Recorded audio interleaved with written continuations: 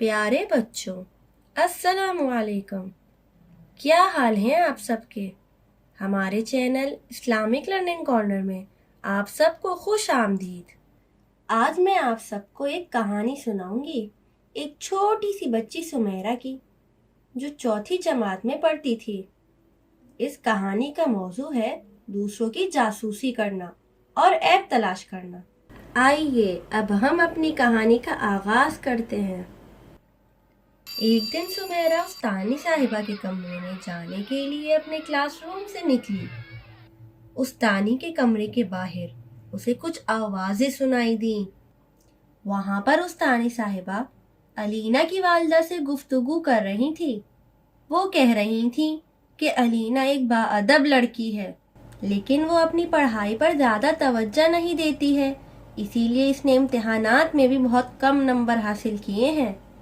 ابھی وہ باتیں کر ہی رہی تھی کہ استانی کی نظر کھڑکی پر پڑی۔ انہوں نے دیکھ لیا کہ سمیرہ چھپ چھپ کر ان کی باتیں سن رہی تھی۔ جب بریک ٹائم پر سمیرہ کھیل کے میدان میں گئی تو استانی صاحبہ بھی اس کے پیچھے پیچھے چل پڑی۔ سمیرہ اپنی دوستوں کے پاس پہنچ کر جلدی جلدی انہیں وہ ساری باتیں بتا رہی تھی جو اس نے علینا کے بارے میں استانی صاحبہ کے کمرے میں سن لی تھی۔ استانی صاحبہ کو یہ سب دیکھ کر بہت ہی افسوس ہوا۔ انہوں نے سمیرہ کو اپنے پاس بلایا اور اسے پیار سے سمجھایا کہ کسی کی بھی باتوں کو چھپ چھپ کر سننا یا کسی کے بارے میں جاسوسی کرنا بہت ہی غلط حرکت ہے، اور یہ عادت انسان کے لیے بہت ہی زیادہ نقصان دہ ہے۔ ایسا کرنے سے اللہ تعالیٰ کے نزدیک ہمارا مقام بھی کم ہو جاتا ہے اور ہمیں بہت گناہ بھی ملتا ہے۔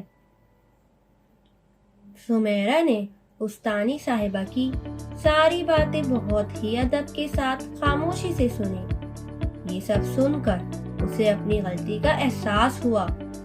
وہ شرمندہ ہوئی اور اس نے استانی صاحبہ سے معافی بھی مانگی۔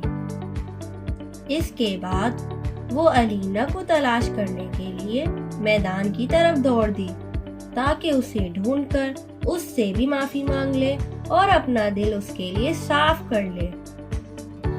جب اسے علینا ملی تو اس نے اس کے ساتھ معافی مانگ کر اسے ایک تحفہ پیش کیا اور پھر دونوں ساتھ مل کر کھیلنے لگیں۔ قرآن مجید کی سورہ حجرات آیت نمبر 12 میں بھی اللہ تعالیٰ نے ہمیں لوگوں کے عیب تلاش کرنے سے منع فرمایا ہے۔ اسی لیے پیارے بچوں، ہمیں کبھی بھی کسی کے عیب تلاش نہیں کرنے چاہیے، نہ ہی چھپ چھپ کر کسی کی باتیں سننی چاہیے۔ امید ہے کہ آپ لوگ آج کی کہانی میں سنی گئی تمام باتوں پر غور کریں گے اور ان پر عمل بھی ضرور کریں گے، اور اسے دوسروں کے ساتھ شیئر بھی کریں گے تاکہ وہ بھی یہ سب سن کر اس پر عمل کر سکیں۔